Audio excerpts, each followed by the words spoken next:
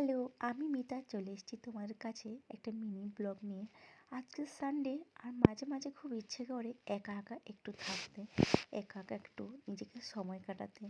তো আরিয়ানকে না নিয়ে আমি চলে এসেছিলাম মলে। মলে কিছু কেনাকাটা ছিল রিলায়েন্স থেকে, আমার গ্রসারির জিনিসপত্র তা কেনাকাটা করার জন্য।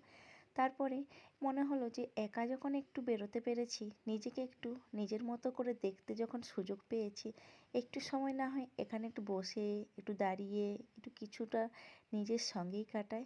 তো যখন নিজের সঙ্গে কিছুটা সময় কাটাচ্ছিলাম, তখন মনে হলো যে তোমাদের সাথে একটু শেয়ার করে নিই।